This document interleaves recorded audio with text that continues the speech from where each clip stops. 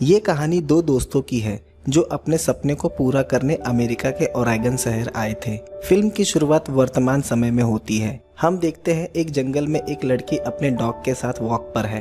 तभी वो डॉग एक जगह खोदने लगता है। वो लड़की देखती है वहाँ किसी इंसान की खोपड़ी है। वो उस जगह को खोदने लगती है। वो देखती है वहाँ दो इंसान के कंकाल थे और ये कंकाल काफी पुराने थे, शायद 100 साल से भी ज्यादा। यहाँ से कहानी फ्लैशबैक में चली जाती है। साल है 1820, जगह है ओरेगन कंट्री।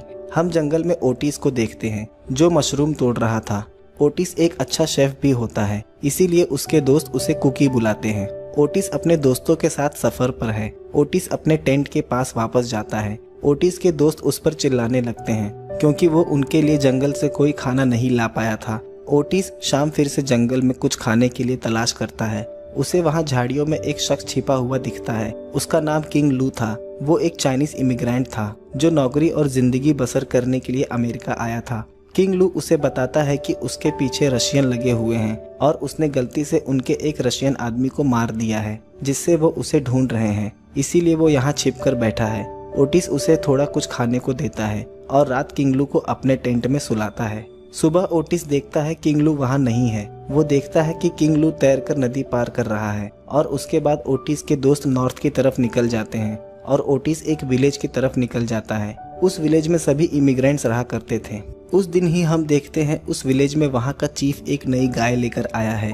वो उस विलेज की पहली गाय थी। उस समय किसी के घर गाय होना बहुत बड़ी बात थी।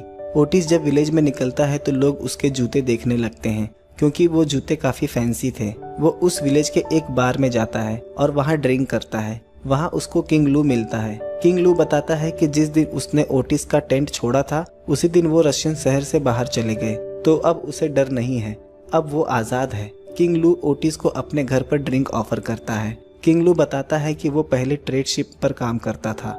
उसने लंदन और अफ्रीका तक का सफर तय किया था। वो कहता है कि इस जगह में सबसे अलग बात है। किंग लू ओटिस को लेकर अपने झोपड़ी में पहुंच जाता है। किंग लू के पूछने पर ओटिस बताता है कि वो मैरीलैंड से है। दोनों काफी बातें करते हैं। शाम जब ओटिस रास्ते से गुजर रहा होता है वो मेडो में एक गाय देखता है। वो गाय वहाँ के चीफ फैक्टर की थी। उसे देख वो मुस्कुराता है क्योंकि ओटिस का भी सपना था कि वो एक गाय पाले। रात वो ये बात किंग लू को बताता है कि आज उसने एक गाय को देखा।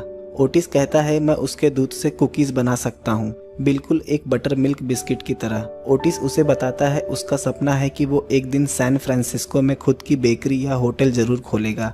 किंग लू कहता है हम रात छुप कर जाएंगे और उसका दूध निकाल कर ले आएंगे। ओटिस इस बात से एग्री हो जाता है। रात दोनों चीफ फैक्टर के घर के पास चले जाते हैं। किंग लू आसपास नजर रखता है और ओटिस दूध निकालने लगता है। वो दोनों वहाँ से दूध लेकर चले जाते हैं और सुबह ओटिस उस दूध से कुकीज बनाता है। किंग लू उसे टेस्ट करता है, उसे काफी पसंद आता है। वो कहता है तुम्हें क्या लगता है इस कुकीज के कोई कितने पैसे देगा?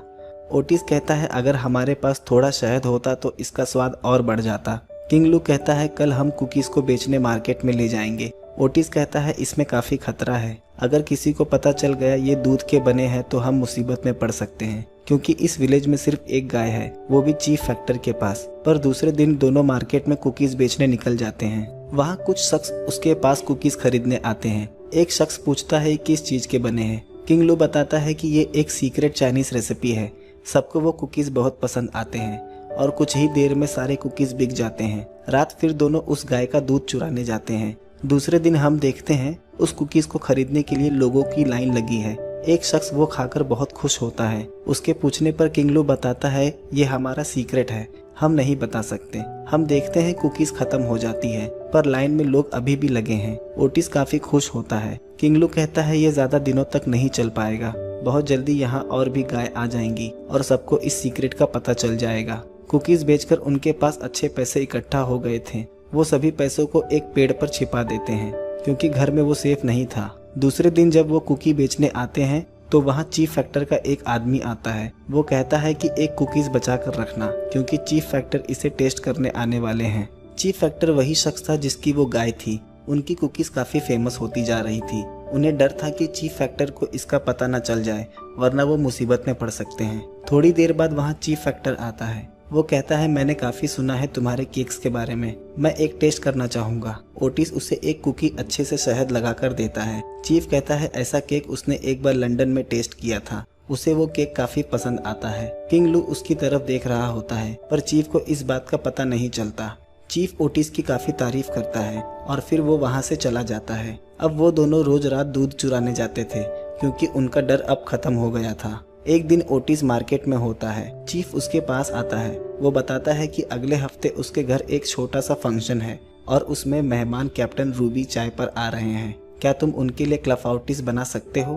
क्लाफाउटिस एक फ्रेंच डिश है, केक की ही तरह होता है। ओटिस इस बात से एग्री हो जाता है। रात किंग लू कहता है ये बहुत खतरनाक खेल है जो हम खेल रहे हैं। वो कहता है आज नहीं तो कल चीफ को पता ही चल जाएगा कि इस केक में उसकी गाय का दूध है, पर ओटिस इसकी बात को इग्नोर कर देता है। फिर ओटिस आसमान की तरफ देखता है।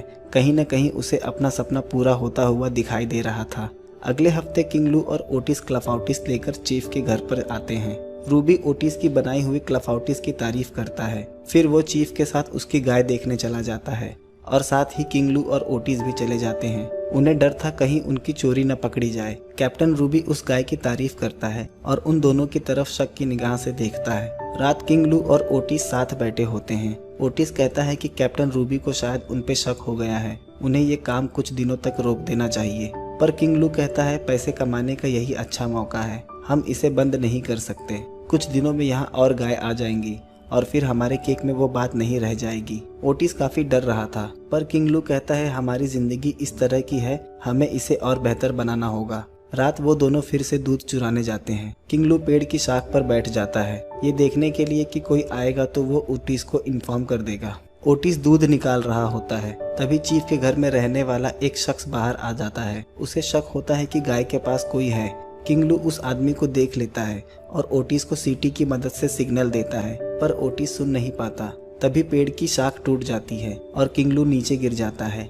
उस आदमी को लगता है कि चीफ के घर पर किसी ने अटैक कर दिया है। वो भागकर घर के भीतर बाकी आदमियों को उठाने जाता है। ओटिस किंग लू के पास आता है पर किंग लू नीचे गिरने से घायल हो गया था, पर किसी तरह से ओटिस उसे उठाकर वहां से लेकर चला जाता है। चीफ और कैप्टन रूबी बाहर आते हैं बाकी आदमियों के साथ। रूबी लकड़ी की बाल्टी देखता है। वो चीफ को बताता है कि कोई तुम्हारी गाय का दूध निकाल रहा था। चीफ समझ जाता है कि ये ओटिस और किंग लू का काम है। आगे हम देखते हैं किंग लू और ओटिस भाग रहे हैं क्योंकि उनके पीछे चीफ के आदमी लगे हैं उन्हें मारने के लिए। भागते वक्त ओटिस छिप जाता है और किंग लू आगे निकल जाता है और ओटिस रास्ता भटक जाता है और रात अंधेरे में रास्ता साफ न दिखाई देने से नीचे गिर जाता है और उसका सर एक पत्थर से टकरा जाता है। सुबह किंग लू एक नदी के पास पहुंच जाता है। वो देखता है वहाँ एक शख्स है। वो उस शख्स से कहता है वो उसकी नाव से उसे नदी के उस पार छोड़ दे। बदले में वो शख्स किंग लू के जैकेट में लगे सिल्वर बटन मांगता है। किंग लू उसे सारे बटन्स दे देता है। सुबह ओटिस की नींद खुलती है। उसके सर पर कपड़ा बंधा हुआ था। वो देखता है वो एक झोपड़ी में है और वहाँ एक बूढ़ा अमेरिकन कपल होता है। ओटिस उसे कहता है कि मुझे अपने फ्रेंड को ढूंढने जाना है, पर वो महिला उसे समझ नहीं पाती। यहाँ हम देखते हैं लू अपनी झोपड़ी पर पहुँच जाता है। वो उस पेड़ से पैसे उतारने जाता है जहाँ दोनों ने पैसे छिपाए थे। तभी वहाँ चीफ के आदमी आ जाते हैं। लू उन्हें देख के पेड़ के पीछे छिप जाता है। वो झोपड़ी को पूरी तरह से तबाह कर देते हैं। उनके वहाँ से जाते ही लू वो पैसे उतार लेता है और वहाँ से चला जाता है। हम देखते हैं ओटिस उस घर से निकलकर अपने झोपड़ी की तरफ आने लगता है। रास्ते में वो चीफ के गाय को देखता है जो अब एक लड़की के घेरे में थी। वहाँ चीफ का एक आदमी ओटिस को देख लेता है और उसका पीछा करने लगता है, पर ओटिस इस बात से अनजान था कि कोई उसका पीछा कर रहा है। ओटिस झोपड़ी पर आता है, देखता है सब तबाह हो गया है। तभी वहाँ किंग लू भी आ जाता है। दोनों एक दूसरे को देखते ही गले लग जाते हैं। किंग लू कहता है यहाँ हम सेफ नहीं हैं, हमें यहाँ से कहीं दूर जाना होगा। हम देखते हैं चीफ का आदमी छुपकर उनका पीछा कर रहा है और उसके पास गन भी है। चलते चलते ओटिस एक जगह रुक जाता है क्योंकि उसके सर में चोट लगी थी। वहाँ ओटिस कहता है कि एक बेकर और एक बेगर में क्या समानता है। लू के पूछने पर ओटिस बताता है कि दोनों को ही ब्रेड की जरूरत है। लू ये जोक सुनकर हंसने लगता है। दोनों नदी की तरफ जाने लगते हैं ताकि वो नाव में बैठकर वहाँ से निकल सके। शाम हो जाती है। दोनों एक जगह रुक जाते हैं और वहीं आराम से लेट जाते हैं। शायद दोनों इस बात से अनजान थे कि चीफ के आदमी उनका पीछा कर रहे हैं। दोनों को उसी जगह पर मारकर छोड़ दिया जाता है। शुरुआत में जो उस लड़की को 2 कंकाल मिले थे वो लू और ओटिस के थे और फिल्म इसी दृश्य के साथ खत्म हो जाती है। दोस्तों, कैसी लगी आपको लू और ओटिस की दोस्ती की ये खूबसूरत कहानी? अगले वीडियो में मिलते हैं एक नए एक्सप्लेनेशन के साथ।